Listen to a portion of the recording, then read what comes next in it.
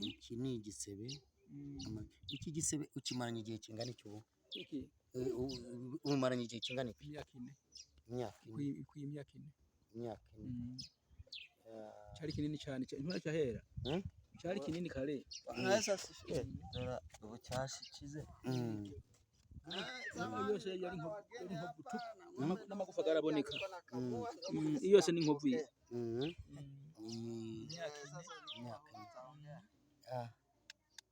Wagiye kwivuza ahantu hangana iki ubu? Kwa muganga.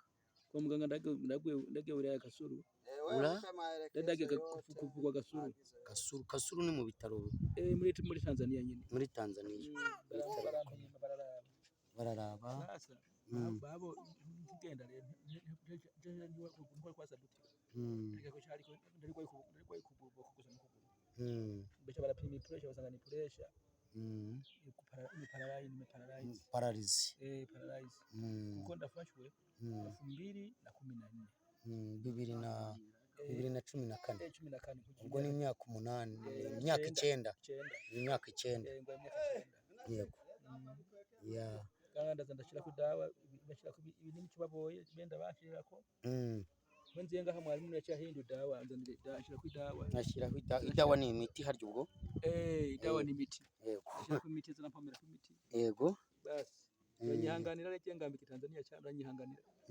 Yandi bimwe ntubyumva. Ntago ndi kubyumva neza ariko Imana irabyumva. Sawa. Kuko impamvu ibingibi birashoboka ko Imana ishobora ibintu byose kandi Imana ifite imbaraga n'ubutware n'ubushobozi kandi mu butware bwayo ibasha gukora ibirenze ibyo twebwe dutekereza.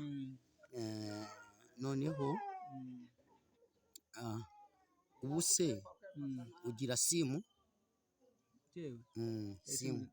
Simu. Impamvu Imana hari ibintu dukora ariko tukanavuga cyangwa tugakora n'ubuvugizi ku bantu batukurikiranye cyangwa ku bantu babasha kutwumva. Harimo abantu bagira umutima w'imbabazi.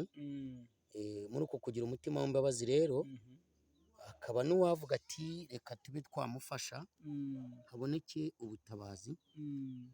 Ndakubwira wowe udukurikiranye cano ikiza umusonga ufite umutima w'imbabazi wafasha uyu mwene data. Uru ruhande rwose rwamaze kuba paralize, rwamaze gupfa, mbaye ngombwa ko musengera. Ariko nawe ushoboye kuba wamusengera, ushoboye kuba wagira icyo umufasha. Ni Umutanzaniya naho nagiye kubwiriza bamuzanye ngo musengere, ariko nsanga Bibiliya avuga ngo kwizera kudafite imirimo kuba gupfuye. Akaba ariyo mpamvu rero ngira ngo we abahe nomero ye atari yanjye. Uzagira umutima w'imbabazi ko nge mba mu Rwanda, uyu ari muri Tanzania. Uwagira umutima w'imbabazi icyo yamufashisha, aba mu nzu amaze imyaka 4 aba mu nzu, nta kintu afata, nta bushobozi adakora, kubera ko ushobora kugira umutima w'imbabazi ukaba wamufasha. Nanjye ndakwinginze ngo Bibiliya avuga ngo muvuge ko abakiranutsi bazagubwa neza. Yesaya 3:10 kuko bazatungwa n'imirimo y'amaboko yabo. Uyu Imana yakoreye Imana igihe kinini, umukozi w'Imana. Gusa Imana ndimo musengera imbwiye ko ari ibintu bamuteje. Yari muzehe wa kanisa, tumye ko ari ibintu ngiye ko ari ibintu bamuteje bimwica uruhande, biza ari imyuka mibi, birangiza bitoboye akaguru.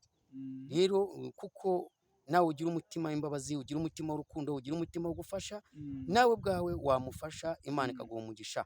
None mzee, simu yawe namba yako unaijua? Najua. Labda nikwambie na jina langu. Na jina yako? Na jina langu naitwa Filimon. Naitwa Filimon. Filimon Petero. Filimon Petero. Filimon Petero. Ama kwa Kiswahili Filimon Peter. Filimon Peter. Peter niyo Petero ga? Niyo Petero. Yitwa Filimon Petero. Noneho akaba afite namba cyangwa se nomero ya telefone wamushakiraho kugira ngo umukirishirizeho iyo nkunga wabasha kumuha. Iba muri itaje ni Voda. Iba muri pesa bari yaboherezaho M-Pesa, M-Pesa. Yeah. Nitaje gutaje namba ya simu uyitange ahangaha 075 075 61 yego 61 tena yego alafu 980 subiramo wumve 075 yego 61 yego 61 tena yego 980 yego. Noneho kuko njyewe ntazi igiswahili neza ngo menye iyo mibare n'abankurikirana baba bizi uyereka agenda yisubiramo mu ayivuga mu kinyarwanda kuko harimo abadukurikiranye bashobora kuba ari abarundi, harimo abadukurikiranye batarize batazi igiswahili, abantu batandukanye bakwira umutima w'imbabazi bagira gufasha kandi bagufasha. Nzi neza yuko hari icyo Imana ishobora gukora. Gusa icyo mvuga njya mbwira abantu ngiye kubishyira kuri YouTube channel yitwa Ikiza Umusonga, nihagira abagira neza inamba yawe dushyizeho bazayumva bazagucishaho. Ntacyo iki gihe ntacyo nawe udukurikiranye wikirwa ucisha kuri njyewe, cisha kuri uyu musaza umufashe, Imana izakugire neza. Njyewe mfite ibyanjye, Imana yankijije sida, Imana yangiriye neza. Aho mnagiye kubwiriza ejo bangabiye inka, ntago rero uyu nguyu mufashe Imana we, Imana izaguhe umugisha. Ndabizi neza yuko ukunda Imana kandi Imana ishobora kugufasha. Izina ry'Imana nirihabwa icyubahiro. Amazina nako duzisubiremo za nomero 075 075 61 61 tena 980 980 ndio mwisho. 980.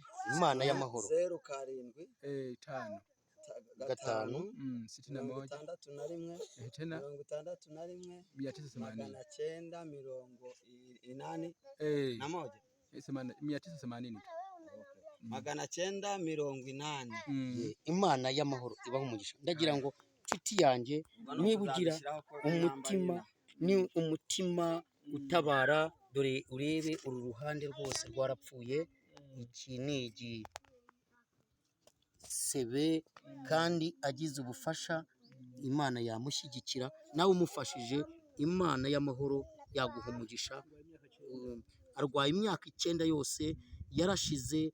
Rero niba ugira umutima w'imbabazi, niba wibutsa aho Imana yagukuye, niba wibutse ko Imana igira neza, ndakwinginze umutera inkunga, umufashe nawe arebe ko yajya.